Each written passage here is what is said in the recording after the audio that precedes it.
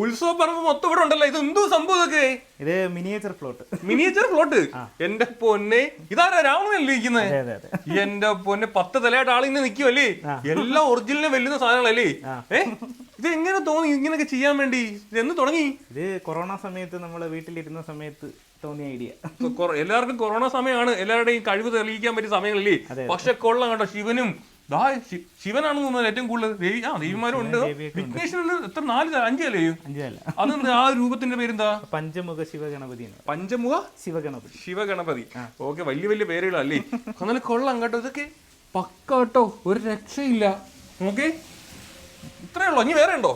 ഇനി വേറെ ഉണ്ട് അകത്തിരിക്കുമല്ലേ? ഒരുപാട് ഇറക്കാറുണ്ടല്ലേ? എന്നാലും ഇത് സംഭവം അടിപൊളിയായിട്ട് നമ്മൾ അകത്തുള്ള കാഴ്ച കണ്ടാലോ.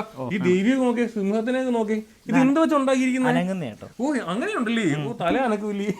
ഇതിന്റെ എല്ലാം മൂവിങ് ആണ്.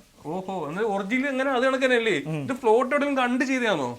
ഇത് നമ്മുടെ ഈ കൊല്ലത്ത് തന്നെ ഇഷ്ടംപോലെ ഫ്ലോട്ടുകൾ ഉണ്ടല്ലോ. നമ്മളെ ഇവിടാണ് ഏറ്റവും കൂടുതൽ ഫ്ലോട്ടുകൾ ഉള്ളത്. കൊല്ലം ജില്ലയിലാണല്ലേ? അതെ. അന്നേരാന്നുണ്ടെങ്കിൽ നമ്മള് അതിനനുസരിച്ച് അതിന്റെ മിനിയേച്ചർ ആയിട്ട് ചെയ്യാന്ന് വിചാരിച്ചു. Okay okay okay. അതൊക്കെ നേരിട്ട് പോയി കാണാറുണ്ടോ?